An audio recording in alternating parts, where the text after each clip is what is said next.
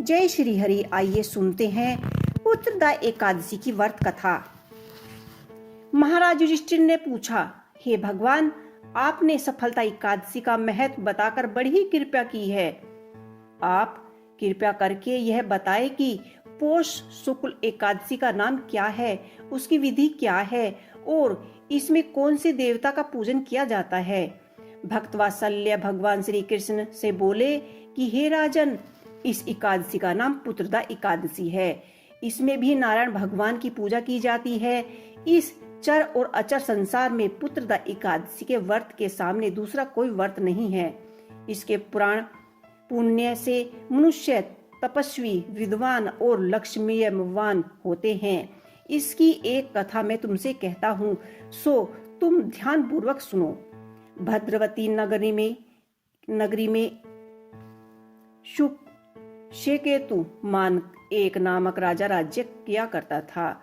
उसके कोई पुत्र नहीं था। उसकी स्त्री का नाम शिवैया था। वह निपुत्र था। उसकी स्त्री का नाम शिवैया था। वह निपुत्र होने के कारण सदैव चिंता किया करता था। राजा के पितर भी रो रो कर पिंड किया करते थे और सोचा करते थे कि इसके बाद हमें कौन पिंड देगा।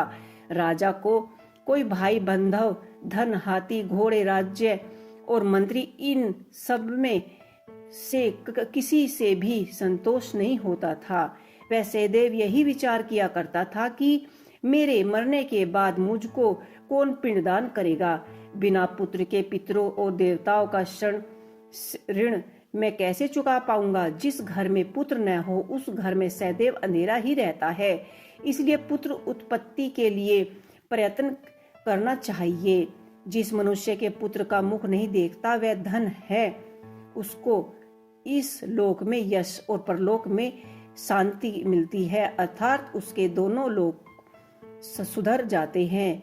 पूर्व जन्म में के कर्म से ही इस जन्म में पुत्र, धन आदि प्राप्त होते हैं। राजा इसी प्रकार रात दिन चिंता में लगा रहता था।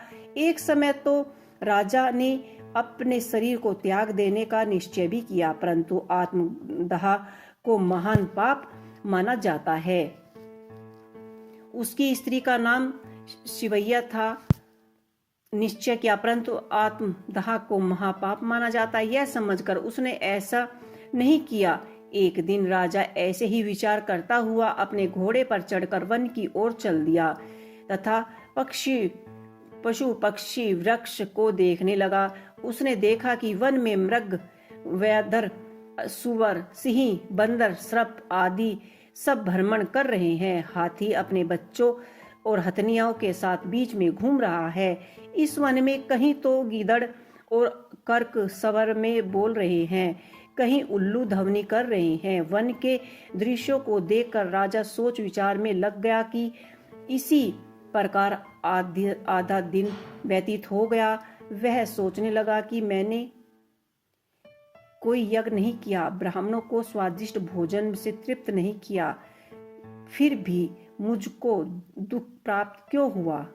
राजा प्यास के मारे अत्यंत दुखी हो गया और पत्नी पानी की तलाश में इधर उधर फिरने लगा। थोड़ी दूर पर राजा ने एक सरोवर देखा। उस सरोवर में कमल खिले हुए थे तथा सारस, हंस, मगरमच्छ आदि विहर कर रहे थे।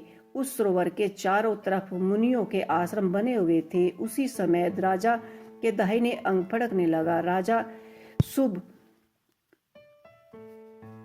राजा को देखकर मुनियों ने कहा कि हे राजन, हमें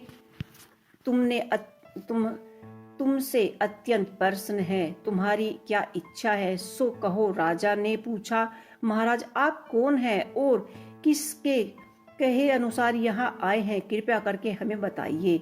मुनि कहने लगे कि हे राजन, आज संतान देने वाली पुत्रदा एकादशी है। हम लोग विश्वदेव हैं और इस सरोवर में स्नान करने के लिए आए हैं। यह सुनकर राजा कहने लगा कि महाराज, मेरे कोई भी संतान नहीं है। यदि आप मुझे पर प्रसन्न है तो एक पुत्र का वरदान दीजिए। मुनि बोले कि हे राजन, आज पुत्रदा एकादशी है। आप अवश्य ही इसका व्रत करें, भगवान की कृपा से अवश्य ही आपके घर में पुत्र होगा। मुनि के वचनों को सुनकर राजा ने उसी दिन से पुत्रदा एकादशी का व्रत किया और द्वादशी को उसका पारण किया। इसके पश्चात मुनियों को प्रणाम करके महल में वापस आ गया। कुछ ही समय बीतने के बाद रानी ने गर्भ धारण किया और 9 महीने के बाद उसने एक पुत्र को जन्म दिया। वह राजकुमार अत्यंत सूरवीर, यशवीर और प्रजापालक हुआ। श्री कृष्ण जी बोले कि हे राजन, पुत्र की प्राप्ति के लिए पुत्रदा एकादशी का व्रत करना चाहिए। जो मनुष्य इस महात्म को पढ़ता या सुनता है उसे अंत में स्वर्ग की प्राप्ति होती है। तो ये थी पुत्रदा एकादशी की पौराणिक व्रत कथा।